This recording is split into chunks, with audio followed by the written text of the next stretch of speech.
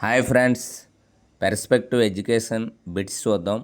డిఎస్సికి useful SGT and అసిస్టెంట్కి time లేదు, ర్యాపిడ్గా అందరూ కూడా విని నేర్చుకుంటారని కోరుచున్నాం. ఇప్పుడు బిట్లోకి వెళ్దాం. ఆర్టీఏ 2009 ప్రకారం ఒక విద్యా సంవత్సరంలో 1 నుంచి 5 తరగతుల వరకు బోధనా గంటలు ఎన్ని? 800 గంటలు. ఆర్టీఏ 2009 ప్రకారం ఒక విద్యా సంవత్సరంలో 1 to 5 తరగతులకు బోధనా గంటలు 800. ఆర్టీఏ 2009 ప్రకారం ప్రాథమిక పాఠశాల ప్రధానోపాధ్యాయ పోస్టు మంజూరు కావాలంటే పాఠశాలలో ఉండవలసిన విద్యార్థుల సంఖ్య, కనీస సంఖ్య 150 పైగా. విశ్వ మానవ హక్కుల ప్రకటన ఈ కింది ఏ సంవత్సరం జరిగింది? 1948 డిసెంబర్ 10. మానవ హక్కుల దినం డిసెంబర్ 10. మానవ హక్కుల దినం డిసెంబర్ 10. యుఎన్ఓ ఈ క్రింది కాలాన్ని మానవ హక్కుల విద్యా దినోత్సవంగా ప్రకటించింది. యుఎన్ఓ 1990 నుంచి 2000. యుఎన్ఓ ఏ కాలాన్ని మానవ హక్కుల విద్యా దినోత్సవం ప్రకటించింది? 1990 నుంచి 2000. సమానత్వ హక్కు ఈ క్రింది ఆర్డినెన్స్లో ఉంది. 14 నుంచి 18. సమానత్వ హక్కు ఏ ఆర్డినెన్స్లో ఉందంటే 14 నుంచి 18 ఆర్టికల్స్. సమానత్వ హక్కు ఈ క్రింది ఏ ఆర్టికల్స్లో ఉందని 14 నుంచి 18. ఈ క్రింది వాళ్ళ సరికాని జత అన్నాడు ఇక్కడ.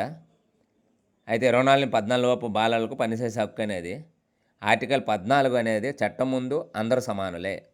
ఆర్టికల్ 22 ప్రాథమిక విద్యా హక్కు. ఆర్టికల్ 29 మైనార్టీల ప్రయోజన పరిరక్షణ హక్కు. జాతీయ మానవ హక్కుల కమిషన్ ఏర్పాటు చేసిన సంవత్సరం 1993. జాతీయ మానవ హక్కుల కమిషన్ ఏర్పాటు చేసిన సంవత్సరం 1993. అయితే కింది వాళ్ళు సరైన జాతలు అన్నారు కదా మీద బిట్టు. 14 ఆర్టికల్ అయితే చట్టం ముందు అందరూ సమానులే. ఆర్టికల్ 22 అయితే ప్రాథమిక విద్యా హక్కు. ఆర్టికల్ 29 అయితే మైనార్టీల ప్రయోజన పరిరక్షణ హక్కు. ఇవి సరైనవి. Next bit. జాతీయ మానవ హక్కుల కమిషన్ చైర్మన్ సుప్రీంకోర్టు మాజీ ప్రధాన న్యాయమూర్తి. జాతీయ బాలల హక్కుల పరిరక్షణ దినం వెరీ ఇంపార్టెంట్, నవంబర్ 14. జాతీయ బాలల హక్కుల పరిరక్షణ దినం నవంబర్ 14. బాలల హక్కుల్లో విద్య, శిశుపోషణ ఈ క్రింది విధంగా ఉంటాయి. అభివృద్ధి చెందే హక్కు. బాలల హక్కులలో విద్య, శిశుపోషణ దీని కింద ఉండే అభివృద్ధి చెందే హక్కు.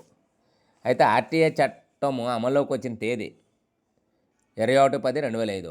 ఆర్టీఐ చట్టం అమల్లోకి వచ్చిన తేదీ 21/10/2005 అంటే అక్టోబర్ 21, 2005.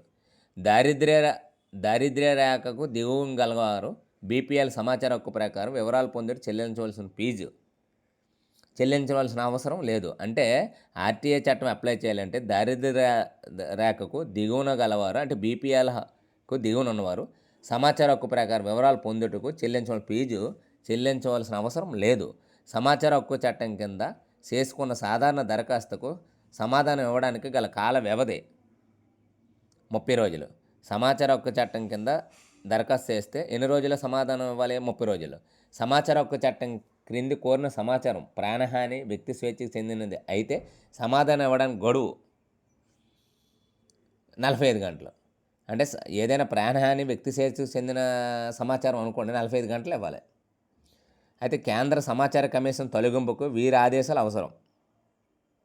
రాష్ట్రపతి. కేంద్ర సమాచార కమిషన్ తొలగింపుకి ఎవరి ఆదేశాలు అవసరం? రాష్ట్రపతి. రాష్ట్ర సమాచార కమిషనర్ తొలగించే అధికారం వీరికి కలదు. గవర్నర్. రాష్ట్ర సమాచార కమిషనర్ తొలగించే అధికారం ఎవరికి ఉంది? గవర్నర్కు. కేంద్ర సమాచార కమిషనర్ పదవీ కాలం 65 సంవత్సరాలు లేదా 5 సంవత్సరాలు. కేంద్ర సమాచార కమిషనర్ పదవీ కాలం 65 సంవత్సరాలు లేదా 5 సంవత్సరాలు. ఏది ముందైతే అదే. ఆర్టీఐ చట్టం అమల్లోకి వచ్చిన తేదీ 21/10/2005. దారిద్ర్య రేఖకు దిగువన గలవారు సమాచార హక్కు ప్రకారం వివరాలు పొందుటకు చెల్లించవలసిన ఫీజు చెల్లించవలసిన అవసరం లేదు. సమాచార హక్కు చట్టం కింద చేసుకున్న సాధారణ దరఖాస్తు సమాధానం ఇవ్వడానికి కాల వ్యవధి 30 రోజులు. సమాచార హక్కు చట్టం కింద కోరిన సమాచారం ప్రాణహానికి, వ్యక్తి స్వేచ్ఛకు చెందినదైతే సమాధానం ఇవ్వడానికి గడువు 45 గంటలు. కేంద్ర సమాచార కమిషన్ తొలగింపుకు వీరి ఆదేశాలు అవసరం. ఎవరి ఆదేశాలు? రాష్ట్రపతి ఆదేశాలు అవసరం. రాష్ట్ర సమాచార కమిషనర్లను తొలగించే అధికారం ఎవరికి ఉంది? రాష్ట్ర గవర్నర్కు. కేంద్రంలో అయితే రాష్ట్రపతికి. కేంద్ర సమాచార కమిషనర్ పదవీ కాలం 65 సంవత్సరాలు లేదా 5 సంవత్సరాలు. ఏది ముందైతే అది.